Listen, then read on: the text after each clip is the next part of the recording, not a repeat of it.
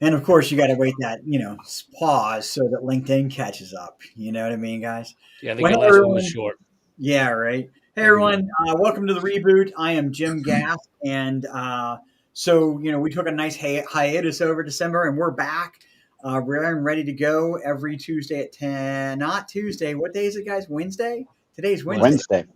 Wednesday, 1:30 Eastern time. Does everybody agree to that now? Am I good? Yeah. You're So very good. you can tell I'm a little exhausted today. But listen, today's topic is 5 ways technology can help you with our staffing crisis that we're in right now. This is Mr. Groot's topic. It was a great topic, great idea.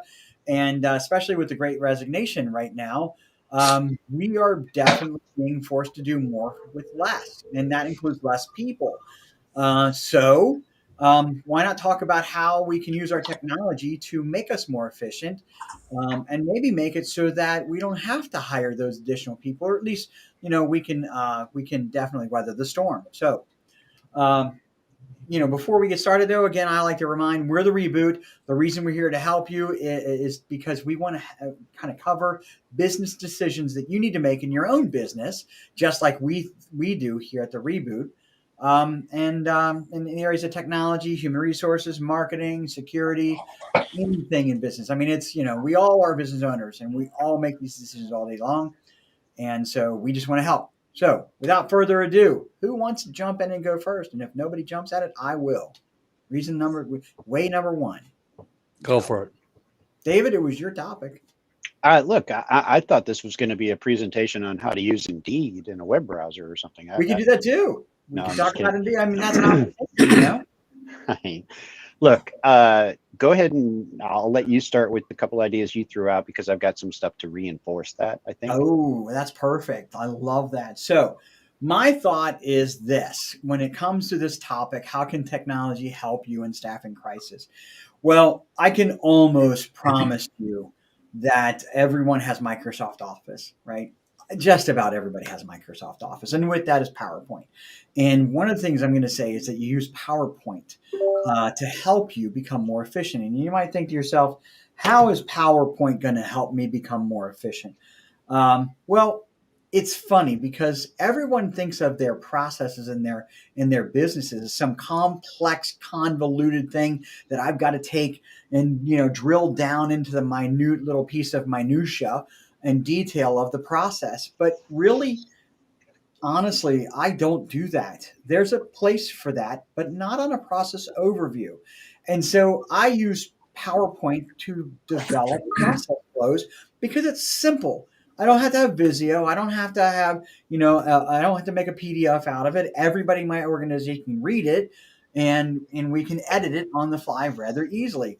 So my recommendation is you make your outline, turn it into a smart chart, what's it called? Smart art flow chart in any format that you need, and save it that way. I do it all the time. Very easy, and it gets everybody on the same page. Hey guys, this is how we're supposed to be doing it. No, it's not the details. It's high level, but you know what? Efficiency starts at a high level, if you ask me. Anybody want to comment on that? Uh, I mean, I agree with that completely. I think um, I'm going to talk for a minute here if it's okay with you guys. Uh, as with everything in business as well as technology, process is key to a lot of those things, right? And if you're doing more with less in this conversation, we're talking about less people, more technology use on some level to help fill that void. Um, it just process is everything, but then you find ways to automate the various steps in those processes. So we find in our team, we have a lot of need for meetings on a pretty regular basis, and we need to be able to communicate and talk about projects and updates and various things. And of course, when everybody's in the office and we're able to have those times for that, that's great. But as we less staff, more jobs, more work, we have to be creative in that. So we're able to, record some of these meetings for the people who aren't able to be in on it, and then they can comment back using the Microsoft stack, right? So we are obviously in Microsoft Office world, specifically in 365.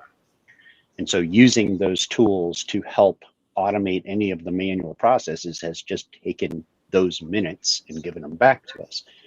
Now, you mentioned using PowerPoint for your process flow, but I'm going to say if you're using Microsoft 365, then I can almost promise there's at least 4 or 5 applications that are available to you that you're not touching or using at all.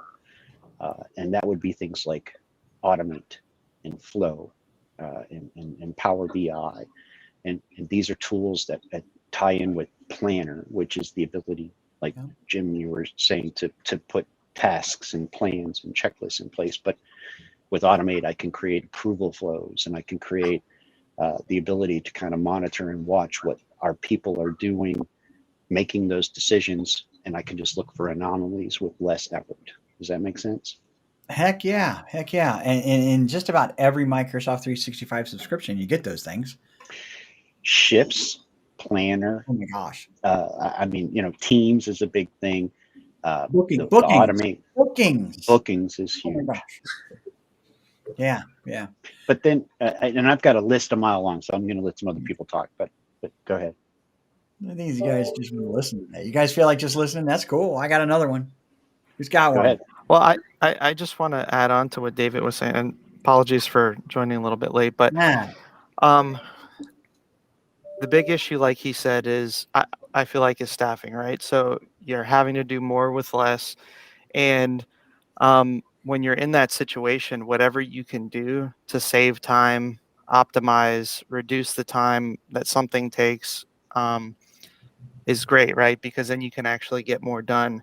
And so I just want to reiterate and even give an example of Power Automate or flows or things of that nature. There's so much you can do that people didn't think about in the past that um, like just a form example. People have might use forms or SurveyMonkey or something like that. A lot of times when they use those tools, they get the manual export at the end, and then they might want to be importing that information to like an Excel spreadsheet and things like that. Well, you can use tools like Power Automate that just push that data right in. You don't have to do anything. You've completely, saved all of that time that somebody was manually entering that information. Approvals as well. We did something recently. Not that it saves a ton of time, but again, it's a little bit here and there. Where can you make your time count and take 5 minutes off of your day anywhere? Staff wants to request time off. Before it was an email that had to go out, then it had to be sent somewhere else for approval. Now it's just they submit the request. I get a notification if I'm their manager for approval. I just click the button. It shows up on the shared calendar. No one has to send it to an admin to then put it on the shared calendar and things like that. So I think thinking out of the box and leveraging some of the tools that you probably already have, just like David said, to start shrinking down some of those maybe menial tasks that you're doing manually off to an automated system, I think is and can be huge depending on the business. Yep. Can I say also something that doesn't necessarily sound like it would be what you would think of in this situation, but I want everybody out there to realize it really does impact your ability to be efficient in your business if you're not using hardware that is current and maintained and new, taking advantage of the technologies that are out there. And I'm not saying that to try and sell computers. I'm telling you, I watch these businesses lose money every day going out the door because they have employees sitting there waiting for the next step to take place. I got to But tell they you, won't spend the money on any technology because that's a cost center. And I'm like, I gotta say, man, there's a story. I got 2 stories of the same person, right? This girl was the everything for this customer of ours, and she was fantastic. She really could get this stuff done, but it was long tasks. It took her longer than necessary. I was helping her with efficiency. How can she get better? I said, Stephanie, and I said, I can't believe you're not using 2 monitors. I said, right. Everybody can use 2 monitors. Oh, I don't like 2. I don't want 2 monitors. I said, Stephanie, and I force fed her. I said, I'm buying you a monitor. and I'm going to put it on your desk and I'm going to connect it to your computer. And when there we go.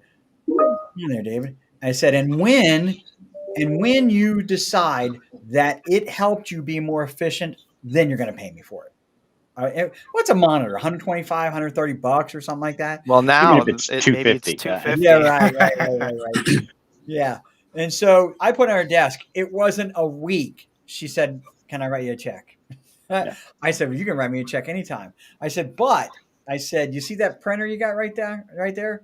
I said, "You run, 75-page reports." I said, "I'm going to do the same thing with the printer." She said, "Oh, I love my printer. Don't touch my printer. I love my printer." And I mean, she did. It was a good printer. You know those old HPs, man. They were Sure, workhorses, it's a right? dinosaur workhorse. Yeah. It's a dinosaur workhorse. And she said, "It does my checks perfect." I said, "You know what?" I said, "The heck with them. Put a new printer in your desk." I said, "When you decide it was so much better to do, when you get a page, 75 pages in a minute versus 5 minutes, you can thank me and pay for it." It was that again. I mean, it's not just computers, No, it's everything, right? It's, And I'm not saying be unrealistic. I yeah, am simply saying when you're weighing out cost, of things and how can I get more done? How can my team be more efficient? And Brandon saying getting 5 minutes back here and there, those Time is minutes add money. up. It all comes back. I run 3 monitors. I know some of you guys, you run 4 monitors, don't you guys? I Hmm. think somebody I'm running 3 right now. Yeah, got three.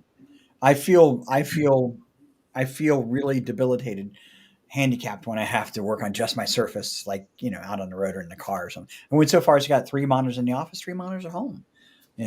So you work on your computer while you're driving? Because that's another way technology can make us better. Well, I don't say everybody else should do it. Well, I mean, if you get my It may end your self-driving life Tesla with a a little 27-inch prematurely, but screen and Well, I'm not, I mean, let's talk about that for a second. Everybody's got one of these, don't we? Right? And mine just so happens to be a hotspot. Okay. And most people's are a hotspot. So if you got a notebook and you take your kids to soccer and they're practicing, or you take your daughter to cheerleading or tumbling and they're practicing, turn on that hotspot and either watch Netflix or do some work. Cobra Kai, of course, right? a lot of productivity there. No, all and right. so a lot of companies don't We're even have, being sidetracked here, guys. Like a lot of companies don't have cloud type files that they can be sharing things or collaborating at the same time on a document. And we're seeing a lot of the schools moving towards the Google suite, and all the kids are doing that, and it's working really well for them. And it's that way for companies too, as we're seeing more and more move to the cloud where they can work from home and keep their good employees. We have one guy working from home today because he showed some symptoms and we just didn't want to risk it. Yeah. And it's so nice. you were like, hey, we're sorry you're sick, go home and work. No, he actually, he owned it. He came in and said, hey, or he didn't come in, he called us and said, hey, I'm not feeling good. I don't want to get anybody else sick. But if you have the phone systems in place and you don't have your old legacy phone systems, if you've got ways for people to either remote in, and if they're remoting in, though, you want to make sure you got the technology in place that secures their at-home service hardware too, so you're not compromising your potential hardware or network. So the big thing there is leveraging cloud technologies can help businesses become more flexible so that you can work anywhere. So when you have this situation where you can't get staff, maybe you can be a little more flexible and say, well, I want to keep you. I'm going to let you be able to work from home or work from another state because, man, how many people moved over this last couple of years? It seems like a lot of our customers, people are, their staff has been moving all over the place and then still wanting to work. And it's only because of cloud technologies that they've had that flexibility and capability. We had one staff, outsourcing, I think. We had one staff whose mom got really sick and he had to move and he was still able to work. And so it's, just when you have stuff like that happen, I'm going to put that on steroids, guys, and say, we all know there's a staffing crisis. If there's a staffing crisis, then we're competing for the people that we want to hire and the people that we want to keep. We went so far to make it a company benefit, a company privilege, right? And so our guys can work up to 2 days a week from home on a rotation. Now, of course, it's a privilege that if you're not performing, we have metrics tied to it. If you're not performing and your work product goes down, you lose that privilege. But now you can offer that as a competitive advantage in hiring. Oh yeah, we want you to work from home twice a week. Happier employees, they stay longer, they work harder, generally speaking. Um, and then, as in that example, I had a guy that moved to Toledo because his wife got a graduate program. She going for a PhD or postdoc or something like that, and they moved to Toledo. He's still working for me for this day, doing a great job. The two big things that I've noticed was either granting more flexibility to your existing employees so that they can work from home or have flexible work times and things of that nature. But the other thing that cloud can also help, and help you do this securely depending on how things are set up, is starting to consider potentially outsourcing services to other That's what I was trying to continents. say a minute ago. Yeah, Yeah. Yeah. because they can plug in, right? Like if you're cloud driven, you can securely provide access to resources in areas that that is all automated, right? So, like, I mean, that kind of comes back to conversations we've had in the past, but things like professional service automation products that we use in our business, but I know in HVAC and construction, they all have these automate my business, build those things out, put your stuff in there, use them to their fullest potential. A CRM, like, you want to get more done with less when it comes to selling, managing your clients and the relationships, then put a CRM in play and make sure that you are setting it up and have the people using the parts and the roles and process. I want to go back to some technologies, if that's okay. I mean, I think that these are all great things, and they're all around technology. They might not be, a technology. They might be how we use technology in a place. Sure. The two things that one of the other things I mentioned is you talked about a little bit, Dave Groot, was Planner, right? Hmm. If you have Microsoft 365, you've got Planner, right? And Planner is one of those tools that does what it says. It helps you plan. Okay. And so you can delegate tasks, you keep track of things.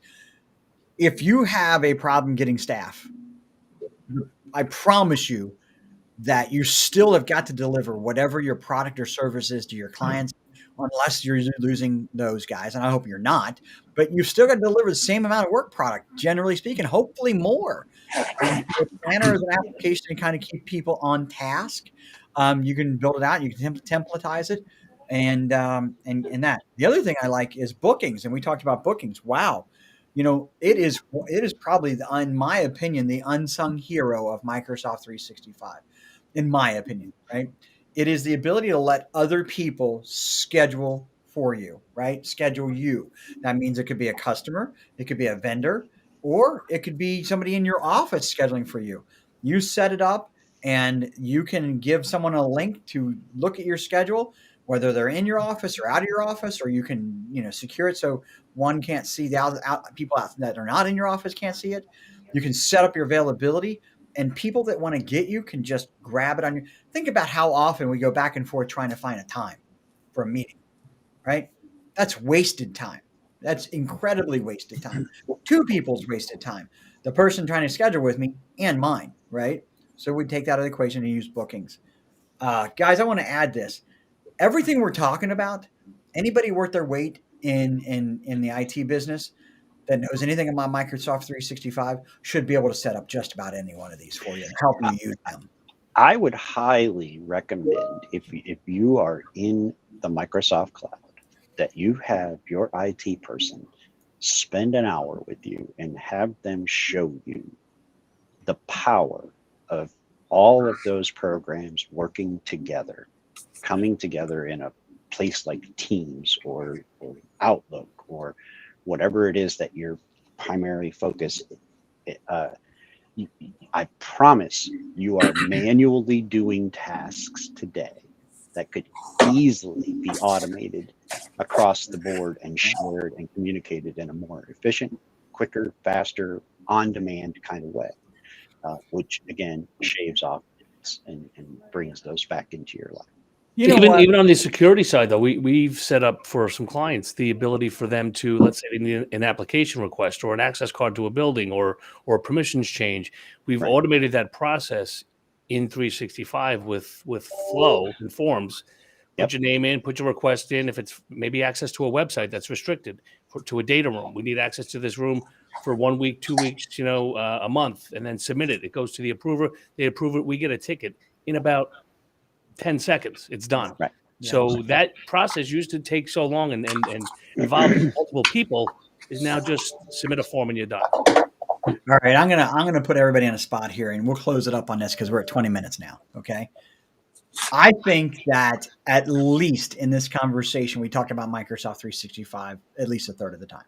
There's nothing wrong with that. Okay. There's nothing. So many people have it. Guys, I think we should do an out of band webinar, live webinar, not a live stream. Like we'll live stream it, right? And we won't be able to turn it into a podcast, but we should demonstrate some of these things. Maybe take a half an hour, over a month or something, like a couple times or whatever. We can figure. What do we it out. charge per person? That's Well, we give it away for free, right? We give it I've away for already got the whole webinar recorded. Me too. But we should at least provide that.